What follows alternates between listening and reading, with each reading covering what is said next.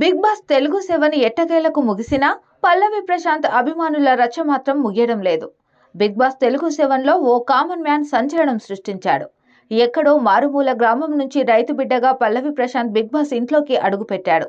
September 3న ప్రారంభమైన ఈ show ఆ రోజున పల్లవి ప్రశాంత్కు నాగార్జున ఓ మిర్చి మొక్కను ఇచ్చాడు. దాన్ని నేను కాపాడుకుంటా అంటూ చెప్పి పల్లవి ప్రశాంత్ లోపలికి అడుగుపెట్టాడు. రతికతో ప్రేమాయణం నడుపుతూ మిర్చి మొక్కను మర్చిపోయాడు. రెండో వారం నామినేషన్స్ లో రైతు బిడ్డ పల్లవి ప్రశాంత్ పై ఇంటి సభ్యులు విరుచుకుపడ్డారు. ఇక రతిక కూడా పల్లవి ప్రశాంత్ పై విరుచుకుపడింది. రతిక రివర్స్ అవ్వడంతో ప్రశాంత్ షాక్ అయిన సంగతి తెలిసిందే. ఇక వీకెండ్ ఎపిసోడ్ లో ప్రశాంత్ మొక్క ఎండిపోవడంపై నాగార్జున క్లాస్ కూడా పీకారు. నువ్వసలు రైతు బిడ్డవేనా అంటూ సీరియస్ అయ్యాడు. ఇక ప్రశాంత్ కూడా సారీ అంటూ ఆవేదన చెందాడు. మరో మొక్కను ఇచ్చిన నాగార్జున ఇది నీకు రెండో అవకాశం అంటూ చెప్పుకువచ్చాడు.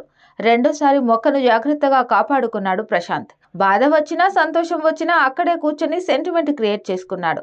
మిర్చి మొక్కతో క్రేజ్ సింపతి క్రియేట్ చేసుకున్న పల్లవి ప్రశాంత్ టైటిల్ విన్ అయ్యాక దాన్ని తీసుకువెళ్లడం మర్చిపోయాడు. పల్లవి ప్రశాంత్ టైటిల్ విన్ అయ్యాక ఎమోషనల్ అయ్యాడు.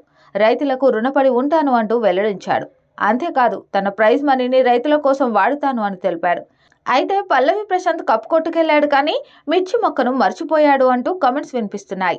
అంతలా మిర్చి మొక్కతో డ్రామా చేసిన పల్లవి ప్రశాంత్ దాన్ని ఎలా బిగ్ బాస్ ఇంట్లోనే వదిలేశావంటూ సోషల్ మీడియాలో కామెంట్స్ వినిపిస్తున్నాయి.